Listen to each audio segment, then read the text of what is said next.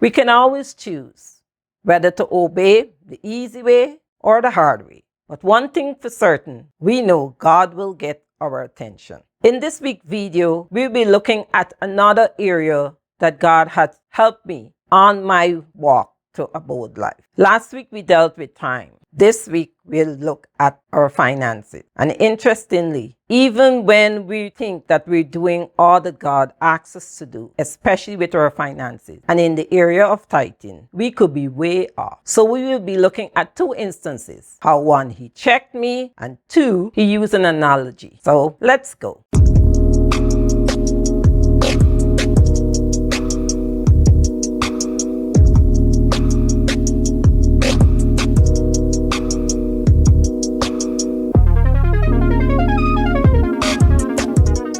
Hello, my name is Paula Simon, a believer who 25 plus years ago made a decision that strengthened my faith, which led to a closer walk with God.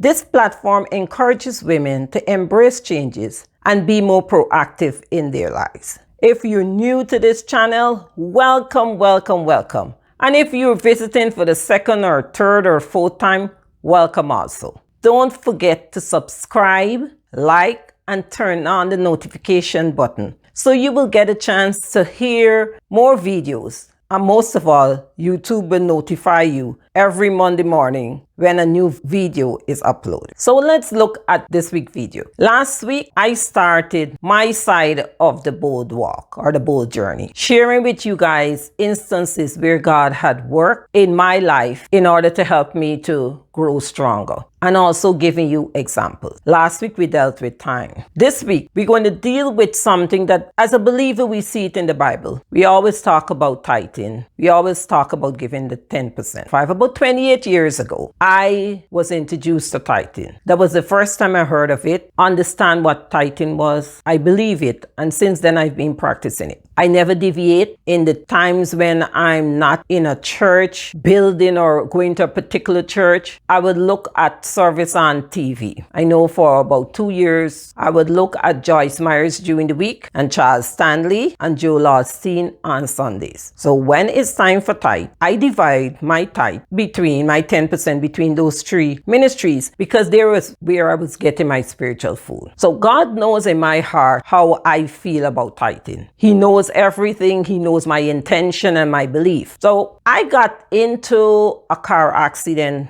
a few years ago. I was at the traffic light, someone ran into the bumper of the car. So I think everything was okay. The police came, there was a report, all the usual stuff. Next morning I woke up. I was in pain from the top of my head to the sole of my feet. And I just couldn't understand this pain. I went to the hospital. They said it's a whiplash and all the stuff. But from that Saturday morning that pain started, within about 4 or 5 days, like everything started crashing, so to speak. I wasn't understanding the insurance process, contacting the insurance company. I had to take the car for it to be repaired. I had to get a new car. And like everything started not going right. So by the Friday after the accident, I was in a very down mood. And after coming off of the phone, speaking with the insurance company about some other paper I was supposed to submit, I was not only in pain, I was angry. And being a believer, the next person you blame is God. So I started a big pity party and I was crying and I was reminding God of how I was so good and he's not being good to me now because I was always tight. Father, I listen to you, I do the 10%, and even if someone need help, I would offer to help. And the minute I mentioned to God all what I do for others, with the exception of the tithing, clearly I hear in my spirit, did I tell you to give away the money? And then I vividly remember saying this out loud. So what you telling me I'm not supposed to give? That was a brief moment, and I continue my party, whining and crying and everything else. About 4 days after that meltdown on my sofa, my sister called me. She said, oh, I just called in to check on you. I didn't hear from you for a while. She wasn't aware that I was in an accident. So she's talk, how you doing? And I tell her all about my pain. And I started my party all over. Then I say this to her. I was telling God, look, I put my tithes and then I really be helping other people. And she checked me right there and then. She said, did God tell you to give all these other people money? This thing stopped me in my track, because that is the exact, like I hear in my spirit, God said to me. She said, Paula, okay,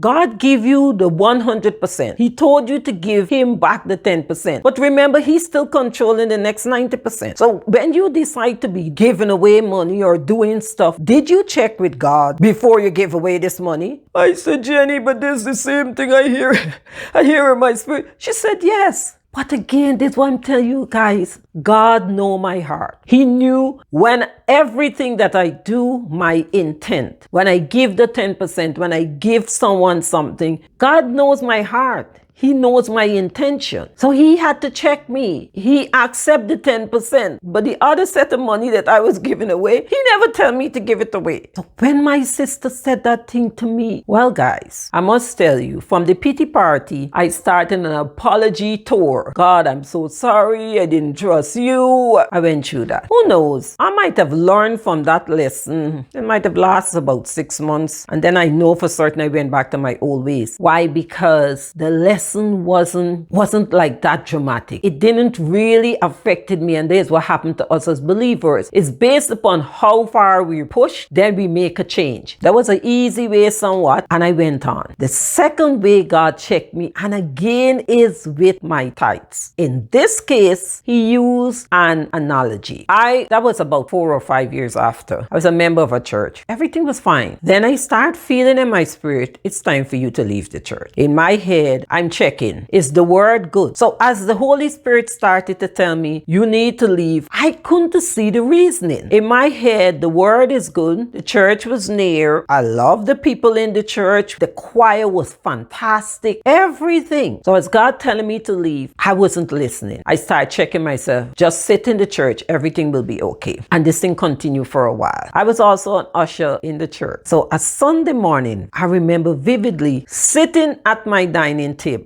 The only thing on my mind, I was looking at the clock on the stove to make sure that I leave home at 8:10. We're supposed to be there for 8:30, the ushers. And that will give me enough time to drive to the church because it was near and get myself ready to start at 8:30. So my only focus was the time. As I was eating breakfast, I'm checking the time. Suddenly, I hear in my spirit, you're tithing in the wrong place. Where'd it come from? Remember, let me give you a little bit of backstory how I am with my tithe. Just like how I will be getting ready Saturday night, looking at what I'm going to wear, checking the weather, who knows, trying on something to see if it fitting well. Along with that, I write my check and it's in my handbag. If I have envelopes, which that envelope is fully prepared. When I reach church, my check is already prepared. It's in the envelope. It's in my handbag. That is a habit. So when I was sitting at that table that morning, the only thing I had was time. If I had felt in my spirit, Paula, you're going to be late, that would have been keeping with my thoughts and my actions. Nothing but tithes. So I say, tithes. This thing threw me off. I got in the car and on my way to church, I called my friend in New York because she also believed in tithing. And I was telling her she was getting ready for church. She said, oh, she said, Paula, wherever church you go to, you have to pay your tithes. I said, Camille, I understand that, but okay, time was against us. She's getting ready to church for church. I'm near to church. I settled it. When I returned from church the afternoon, I called my friend Anise because she also believed in tithing. And I said, Anise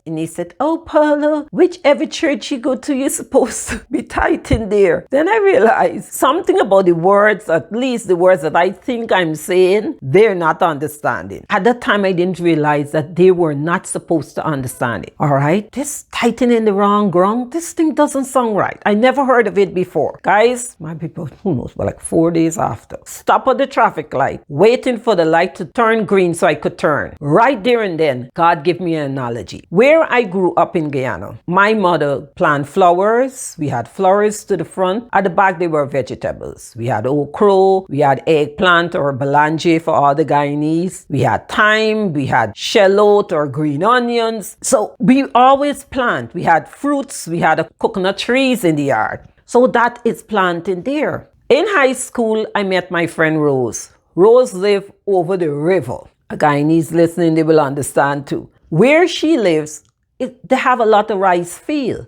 You cannot plant rice where I live, and you cannot plant what my mom plant in our yard. You cannot plant it in the rice field because it's two different soil. This for the rice, anybody know rice field? It is swamp. It's full of water. There's where the paddy will grow. For eggplant, you cannot plant eggplant in a swamp. You cannot plant okras or other herbs in a swamp. So they're both agriculture. They're both planting, but it is different soils. Whatever results you want, you have to choose the right soil. So right there and then, when I got conscious of it, okay, I take longer than how it was at the traffic stop. Because since they said where roses live is rice, and where you used to live in Georgetown is vegetables where mommy plant, I realized right away the analogy. When I did cut myself, the light was green. I don't know how long I was there, but I had a few cars behind me and nobody was honking the horn.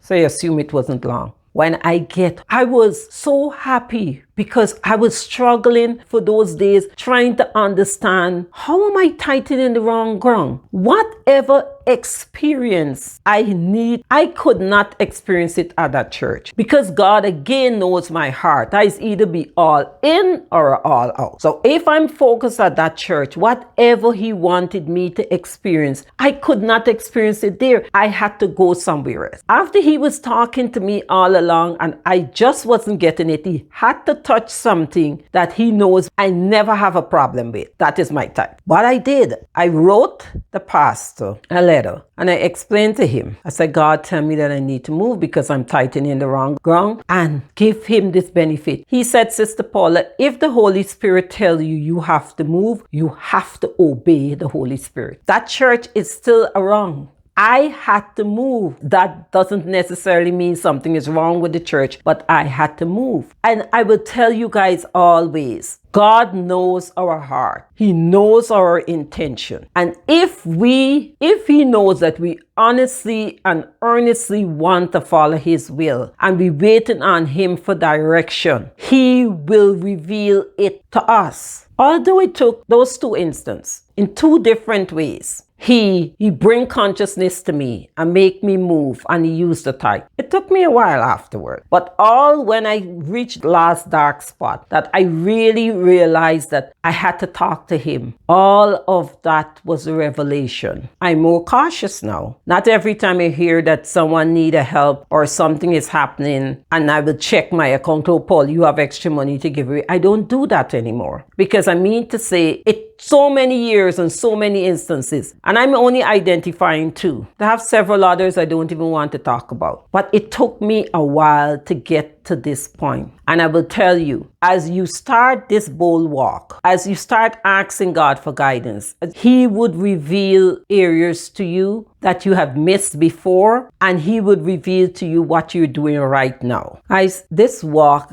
is exciting. It's revealing, and it's an opportunity for us to grow as individuals, especially where we are right now. If we look at 2020, it was and still is crazy. But everything that happened for us as believers is an opportunity for us to grow. So we start this journey. As I said last week, we look at time. This week I look at money. Next week, I don't know what God is going to tell me to talk about. Who knows? I might get more example of where I didn't listen to him with my finances. And take it from me, there's quite a few. So guys, have a great week. Don't forget, if you want to learn more about this walk, there's several videos up there. Check it out. It will give you an insight, and if you're new to this channel, you'll get an opportunity to go back and start the preparation and all the work to help you on your bold walk. Don't forget to subscribe, like, turn on the notification, and share your comment in the section below. Let me know where you are on your walk. If these videos has been of any help to you and you will able to share, we all will be able to learn more when we share. So have a great week. See you next week. Bye.